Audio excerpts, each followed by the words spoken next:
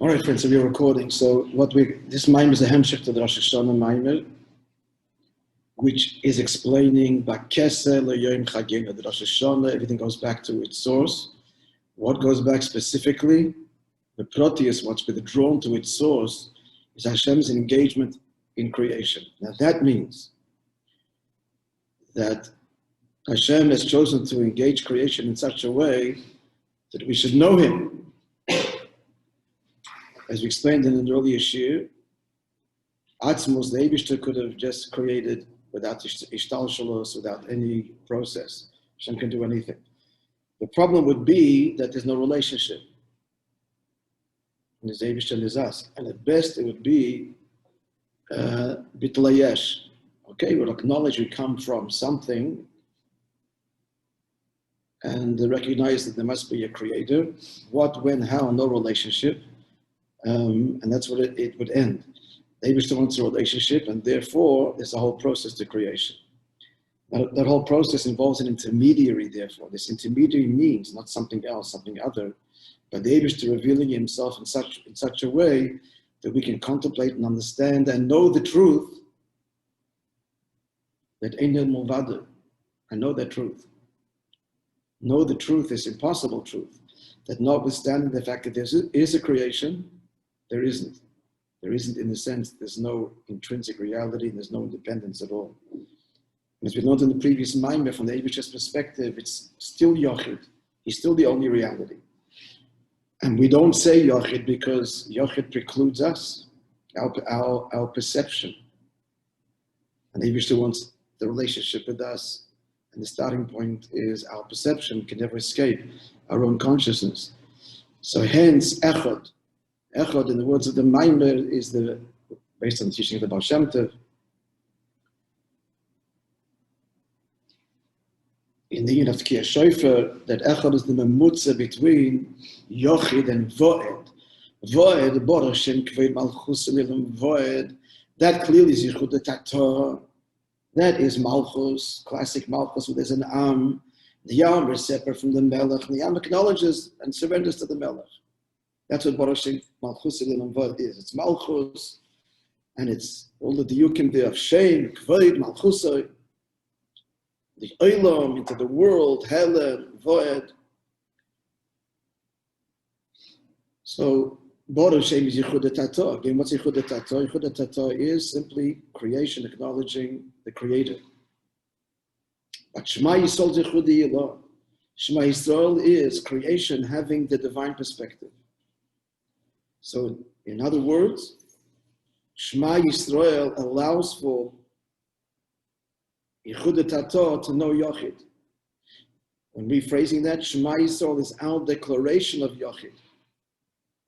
Our declaration, acknowledging, as the mind we're going to explain, Ches and Dalet, all of the gradations and levels of creation, declaring, first of all, in Seichel, and then from there to the heart and to behavior, the real truth, the absolute truth, that Hashem is the only reality.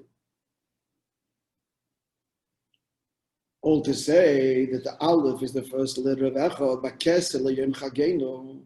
So the whole diak was that the word Ba'keseh, simple pshat in the pasuk. Tika b'chodesh, simple pshat. As Rashi explains, Tika b'chodesh shofar, blow in the month the shofar, Ba'keseh, at the appointed time, the yom chagenu, the day of our rejoicing. Very cryptic pasuk, but the simple meaning of Ba'keseh means appointed. So, and there's only one other example of that. There's a pasuk in Iyov. There it's spelled Taka with an Aleph. So why spell it with a Hey? First of all, there are other words to convey the word appointed. Moyed is the most common word. Why Bechlal use the word Keseh? And then to use the word with a Hey? Answer, the Gemara points out, Keseh with Hey means concealment. So the Gemara pshat is, that doesn't say what day of the month you should blow. But Keseh, the day when the moon is concealed. That's Bechlolos, Apinikla, but Pnimius, it goes even further. What's being concealed? The Aleph, the way the word normally would be written, the way it's written in Iyov. That's what's being concealed. What's the Aleph? The Aleph is Echad. The Aleph is the Aleph of Echad, namely Hashem withdraws the whole creative process, the kavanah of which is that we should know that the tachten, that we should know the truth of Enyo Mulvadoi. How is all of that? What's the divine mechanism, as it were? Is Echad, Aleph, Ches, Aleph, that's what's concealed. The whole Echad, starting with the word Aleph, because the whole beer so far has been in the Aleph, and then we're going to get to the Ches. I spoke about the Dalet a little bit, but the Aleph being the first letter of every word. B'chal, it's not the first letter of every word. Of the Kabbalah Chassidus is the klal of that word, the first ois. So that's why Rosh Tevis is not just a cute way or an easy way to remember things. The first letter is actually the teichen klali of the word. So Aleph is the teichen klali of the inyan of Echad. What is it? It's the memutza between Yochid and Va'ed. Hashem's perspective, the truth, and ours. Hence, the Aleph is made of 3 parts. Memutza has to have 3 parts. It has to have connection to the Elyon, connection to the Tacht. It's got to straddle both worlds and then fuse them. That's the 3 parts of the Aleph. There's a Nekud above, a Nekud below, and a line between. Moreover, all right, so that's the union of Aleph. Now, the Proteus began. So what is this level, the Maila? That is the Memutza between Elyon and Tachten. He said, it's not Keser. Away from Klali, we know Keser is identified as the Memutza between Ein Sof and Atzilus. But in Beprati, he said, Keser still belongs to the world of the Elyon, without going to the Arichas. Even the 2 levels of Keser, they still belong to the realm of the Elyon, not to the world of division and definition and Hagbola. As he explained in Keichas HaNefesh, certainly Atik, which Tainug, and even the Rotzen is a Keich Makif, that it's not bound, limited, defined by at all the Keichas Pnimiyim. Rotzen rules at will, mowing down Seichel and Midas, and Seichel isn't closer to Rotzen than Midas is. It's a true Keich Makif, it's a true Elyon, it's expressive of Elyon. So Keser is not the Makif we speak about, but rather it is Chachmas Dima. Chachmas Dima, that's Aleph, that's what it is. That is the Memutza, that first level which is connected to both worlds. It's connected to the world of the Elyon, to the exclusivity of Atzmas Ein Sof, but at the same time, there's the acknowledgement of creation and finite existence. And that's conveyed by the simple translation. Before going to the Pratim, Chachma Stima, Chachma, talking a gather already here. Stima, it's hidden, it's not our gather at all. Not a defined, hardcore definition by any stretch at all. Hence, Chachma Stima, hidden, Elyon, Chachma, Tachten. We're seeing already in the language already of Chachma Stima that it is Memutz. Then we have to understand this. So what is Chachma Stima? So the parallel in the Nefesh is the Koyach HaMaskil. The Koyach HaMaskil, which means the fact that the human being is an intellectual being. So looking at that core, very deep, not the essence, but a very deep identity. So there's no metzias of seichel. There's no particular idea in Koyach HaMaskil. The Koyach HaMaskil is the power to conceive and entertain and develop and discover and so on, all of the faculties of seichel. It's all there in this potential form, but it's an articulated potential. It's Koyach HaMaskil. The Koyach HaMaskil itself, what's its shoyresh? Koyach HaMaskil is rooted in the words of the Maimed, the Koyach HaSeichel Yulio Atzmi. Let's just get it straight.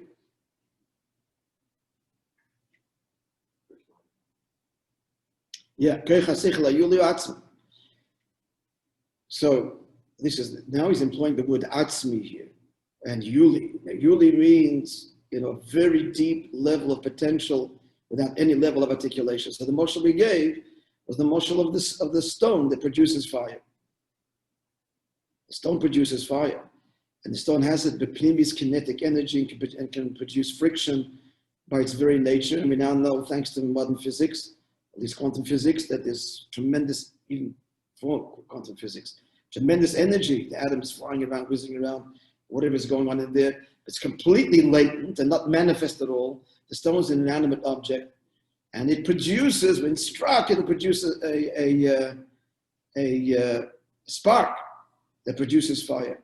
So the stone is a marshal for the seichel hayuli or atzmi. The marshal for the keich hamaskil would be a glowing coal. And the marshal for revealed seichel would be a flame that emerges from the coal. Right, so the three dargas, a flame that emerges, that's already chokhmah gluya. Chokhmah stuma / keich hamaskil is the glowing coal. There's no manifested flame, but it's glowing. And there's keich seichel hayuli atzmi would be the actual, not a coal, but a rock. The Maamar, I think, is actually going to give, as we did yesterday too, parallel in the nefesh Adam too, in the physical birth of a child. The tippa is by the father, by the mother, the emergence, the same darkness. I didn't look at it, I just glance and see he speaks of it. So all to say that there's lots of asbara coming in your head. So where are we up to now? So so the kol advarim chayim lekadum musam. So the Eibishter withdraws this whole manifestation, this whole gili of the memutza. It's withdrawn to its source, to the in the parallel in the nefesh would be the seichel hayuli or atzmi, and it's from there that we have to mamshech it forth. So let's begin by the number 14 in the text, page 27. Here's where we're up to now. We also, another point we said at the end of yesterday's shir, the last few words here were, and then he says, first he spoke about chokhmas tibol l'mayla, we just spoke about now. The same thing is true on a lower level. There's a withdrawal even on a lower level where he says the word, I have to say something else now. Look at the picture of the Aleph. So the Aleph has all these three things. The upper stroke, that is the seichel hayuli atzmi. The line is the amshacha from there to the lower stroke, keich hamaskil. That's the first model. Is that clear? Yeah. The geography, akapanim. Then he said, the emes, the withdrawal is not only at this very inner core level of ishtalshalos, but also chokhmah gluya is also withdrawn. Aleph also goes on chokhmah gluya, also hinted by the lever Aleph. So what are the three components of the Aleph now? Chokhmah gluya. The bottom is chokhmah gluya. The line in between is the amshacha from the top, keich hamaskil. So the top level is starting with keich hamaskil. In the first level, the lowest level is keich hamaskil. In our second model, the highest level is keich hamaskil, and the same thing repeats in chokhmah gluya. What does he want to say? What does this translate? The Maila? Chokhmah gluya is chokhmah atzilus. So we're saying that there's a withdrawal even of atzilus b'chlolos lagabe biyah is also withdrawn, as it were, re-summoned forth by avodah. So before this point, the withdrawal kol advarim chayim lekadum musam is not only this very deep level we described in our first discussion, chokhmas tima, but even chokhmah gluya is also withdrawn. That's how radical the withdrawal is on Erev Rosh Hashanah and the new Hamshach. There's one thing, in other words, we didn't elaborate yesterday. I'm thinking about it further now as I'm talking.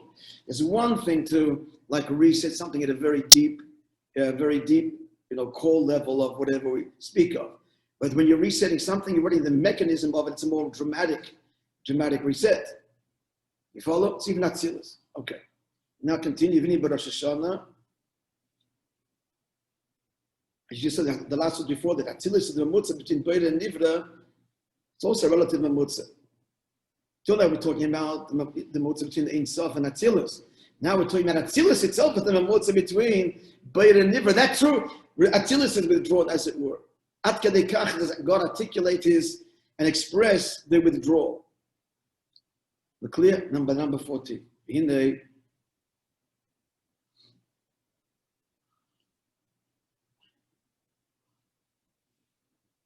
Rosh Hashanah kol advarim chayim kadmusam again. I think it's from there. Yes. So everything withdraws to its kadmus, to its primal state. Zel case Aleph, Bakesel Yem Chagenu, Aleph, the letter Aleph itself, Scholas Mamutza, which is the beginning of the Mamutza, which is of Echad, as we said before, that Echad is the Mamutza between Yochid and Voed. Again, Echad is Voed saying Yochid, or Yechud Tator, us. Yesh, Mitzvah is declaring the truth of Yechud Ilah. That's basically also the meaning of Ato Reis Eladas Kavayolikin. You showed us and you revealed that even locked as we are, locked into the world of creation, to know the truth of Havayolikim, of Yechud Ilah. Again, so this is Kesel Yem Chagenu Sha'al Shascholas Mamutza Aleph, which is the beginning of the Mamutza, whole Mamutza process. It means much the beginning of the word Echad, but the beginning of the process as he addresses later the Chas and the Dalet. Or Bekisu Ivahelim Hashem withdraws it back within. In other words, simple language. My whole kavanah from Dir B'Tachtonim, there should be a Tachton, you should know me, he's reconsidering that. I want you to make me want you on a whole new level. That's the Avodah of Rosh Hashanah. Now, if we want to draw back Hashem's engagement, we're going to go to the source of that. We've got to go hide the Mutz itself. So we've got to go hide in the actual Mutz. We've got to go to the Mamash from the Pnimis of Elikus, from there, from the source. And how do we do that? So this was the Maimah two Maimarim ago. It's the Hemshech of the Maimah of Slichus and then Rosh Hashanah. Now it's Sukkot. And he's going to speak about Yom Kippur, as we'll see. So that's the whole avodah of seeking the Pnimis of the Kushim Magas, that Pnimis Shalamayla, that a Yid seeks, not Giluyim, that the Rebbe said in the mind of the Vata the Alter Rebbe, not Yagandid in the Alien, not Gandid in the Tachton, but you alone. That's what Hashem is asking for. Here, Bakshapana is Abish speaking. It's different. Taichin. We're talking to Abish, they're talking to us. Both are true. So Bakshapana, there's a Nimshach Begidlo, your Al Shamutza, so we withdraw, then again. Hashem's the whole process of creation, which begins with the letter Aleph, the Mamutza, the first step in the Gilui V'Likus Lamata. Koshin's like we said before in the previous Maimer, in the end of Perek Dalet, being in Pchinas Echad, in explaining Echad, Shemamutza, this is the intermediary, the Mamutza Sheyunshach, Mimeda Pchinas Voed, that from it manifests to and in Voed, that Void should know Yochid. Yeah?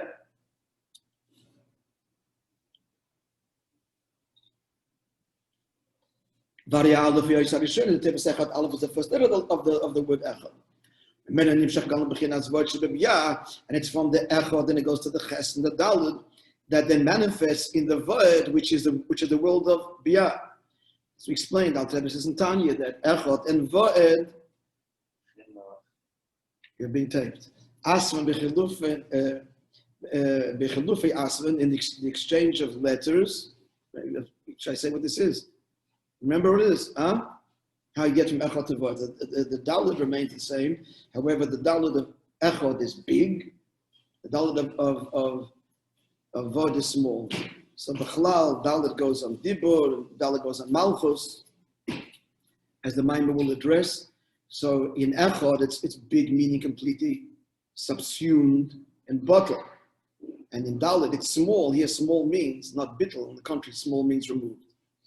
As in Zer Anpin and Arech Anpin, big and small. There, big means big Gilui, small means small Gilui.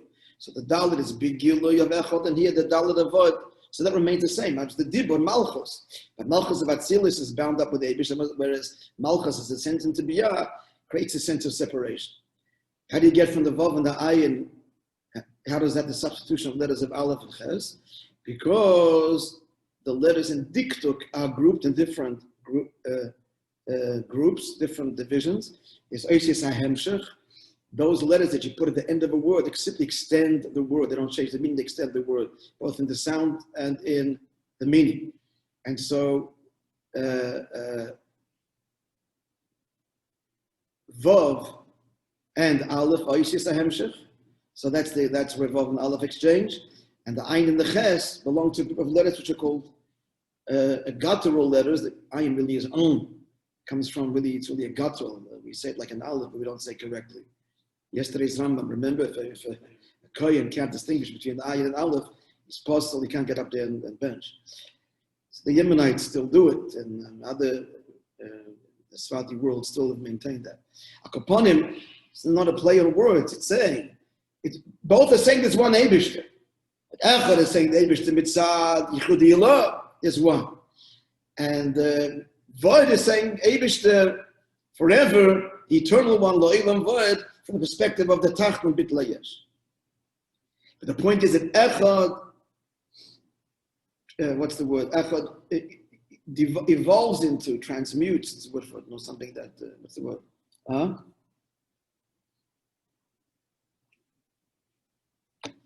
Whatever the knowledge of Echad, the awareness of Echad, the truth of Echad is there so that Vod should know that truth. Hence the letters transmute from Echad and become Vod. It really means the fusion of Echad in Vod. As we say, we can't escape that we're Yeshem Metzias. Can't escape that everything starts with consciousness. The whole experience starts with self. But that self knows and declares the truth of Echad. Okay. Continue. Aleph, yeah.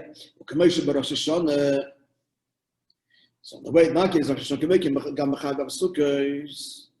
so likewise, Sukkot, namely what? Sukkot is the Giluk, and now we said before, but Pirish, but Kesed, so that which is concealed, B'Chodesh Hashanah, L'Yom comes to light when Chagenu. And classically, Sukkot, when we say the word Chag, it means Sukkot. So Sukkot is the Gilui, the Yom, the Gilui of the Hanu Hamshocha that began on Rosh Hashanah, but it's still in a concealed way. It's Taka Hamshocha, but still concealed.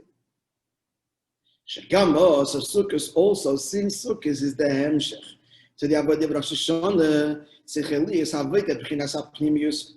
The Avodah has to be the Pnimius, meaning the Pnimius of Alikus and the Pnimius of the Neshama, because that's all Avodah of Rosh Hashanah, to be Mamshech.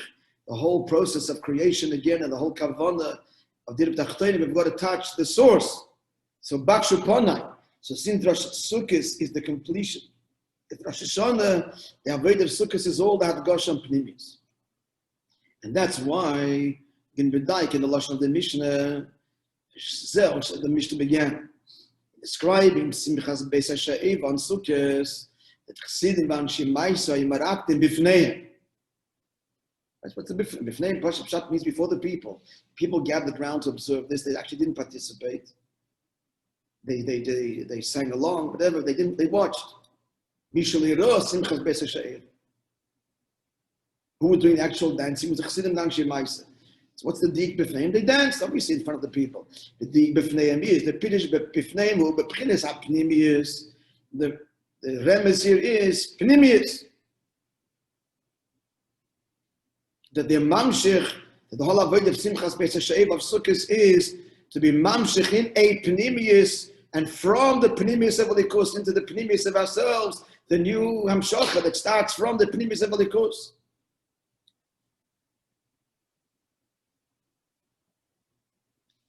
By the way, this is where the nigun comes from. Elav Elohim.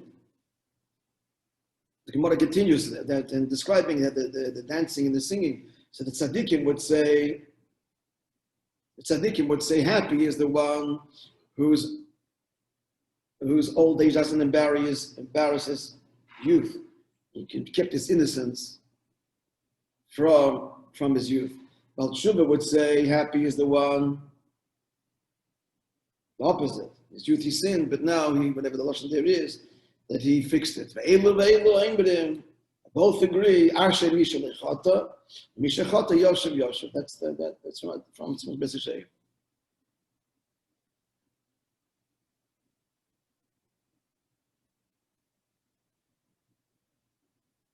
Yeah, the opposite about tshuva. Happy is the one that the youth doesn't embarrass his old age, because in old age now he did tshuva. So Maratim b'pnimius. And that also explains the b'pnimius of Avuka shall torches of fire. What the diuk? Shavuka oir gadol.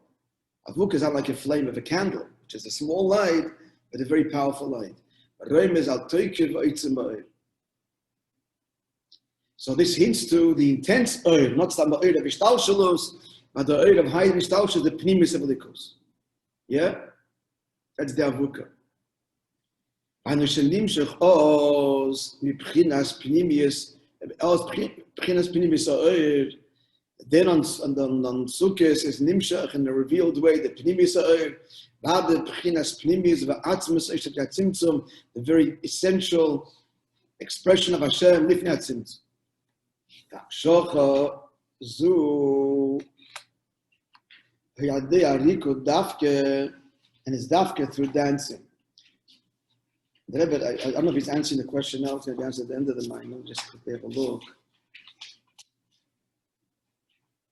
No, the answer is here. One of the questions was, the answer is here, that the no, it's not answering it. Just a question, I'll read it again. The Mishnah says that they were dancing and juggling. So it's two separate talents. It makes sense like one thing.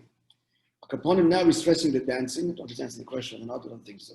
But the record, Shemsh is barely, like we said before, in the Rosh Hashanah Maimon. Shochas HaPnim is Rosh Hashanah. He al be'avid that the Tkiya Sheba Maaseh Dafke, notwithstanding that it's a whole avodah that's a manefesh and tainug, and therefore touching the pnimi shalamayla, the Eibush says tainug, summoning the nisava kodesh baruch on a whole new level. It's all a nafshiyah thing. Nonetheless, we have to take a physical shape and blow it. And we explain moreover in the maspik amid psukim, and it's not enough just to say the psukim of Malchias and Zechenis and Shayferas, as it is in Torah. That all explained in the Maimon then is the Nesinas Koyach, to be able to achieve this incredible avodah and touch Hashem so deeply. But l'poel ala tzarech li'tkiya shefer b'maaseh dafke, to take a physical shefer and blow it. What to do this? Sheidezeh dafke magim l'pnimis hanefesh l'pnimis shalamayla. It's only through maaseh b'poel, as we learned, that this unlocks the pnimis hanefesh and touches the pnimis shalamayla. Explain the chidush there, because dafke and maaseh, getting the goof to do it, that draws on the essence. The Kamoikim Besukkos, at least Harikid Baraklayim, hence Sukkos, which is the shleimus of the Avodah of Rosh Hashanah, has to be not just a simch in the nefesh, but dancing with the feet. P'chinas ha'maaseh dafke in Maaseh lo. Okay, now I'll go into more detail. Let's begin this. Here's where it starts, my friends. Okay, we'll try it together. Admo calls it the Proteus Yois, understand this in more detail. In Eksiv, says in Pasuk, with respect to the Yigim with the Sarachamim, which of course is within Yom Kippur. So, Noitzer, he preserves, literally. Noitzer Chesed, he preserves kindness, Lalofim for 2,000 generations. Pasuk Shatrash explains, do a mitzvah, so the benefit, 2,000 generations benefit. Explain this, but Pnimius, Alofim is the plural of Aleph. Alofim, basically, is Aleph Anal. Oh, so Aleph goes on the two levels of Aleph we identified before. Aleph of Chochmas Tima, and then we spoke the lower level, Atzilus, the Chochma Gluya. Clear? So far, so good. So that's what the Alofim is Meramus. Now, what's Noitzer Chesed? Beis Alaf and Melos, so the Amshocha to draw down from Chochmas Tima, really from its source, and to be mamsh and to draw down the Atzilus in a whole new Giloi, which is Chochma Gluya. So how does it happen? B'chinas Noitzer Chesed. Conveyed in these words, Noitzer Chesed. How so? Let's see. Chesed or Chazdei Atzmi. When we say chesed here, there's many levels to chesed. We don't mean chesed of atzilus, it's certainly not lower. We mean chazdei or atzmi, the first initial chesed. The whole act of creation was an act of chesed. Hashem's desire to bestow. Chinas ki chofetz chesed, or he desires chesed. That's how creation began. So we've got to go to that primal level of the first expression that began the whole creative process from the very primal level. It's God with this oiders by him, this desire of a relationship with us. That's in of Chesed. He wants to reveal himself. He wants to create a matzav where of potential revelation, actual revelation, the whole process. That's Chesed. Okay. In other words, the original Nisav. What's Noitzer? So Noitzer Oisi is Tziner. Tziner means a pipe. And pipe means a narrow, controlled Hamshach. Let me just close it. A few more lines here and then the story. So, Moidal Tzimtzum Ashpa. So Noitzer is the same letters the word Tziner, which imply Tzimtzum Ashpa Sachesed Sheyumush Chad Tziner Dak. The contraction of this chesed, which is bets and applicable, it should be drawn through a narrow or thin or a small tziner.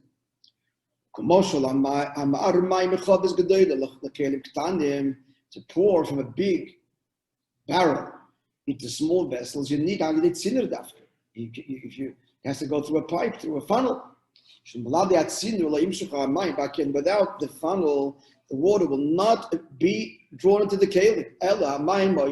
Shoitvim, the gambri, they spill out. The shoitiv means to pour unrestrained. The nishpachim la'oretz, and they end up on the ground, the wrong place. It's implying yikas chetzonim. But it's the tziner that ensures that the water is drawn into the kelim.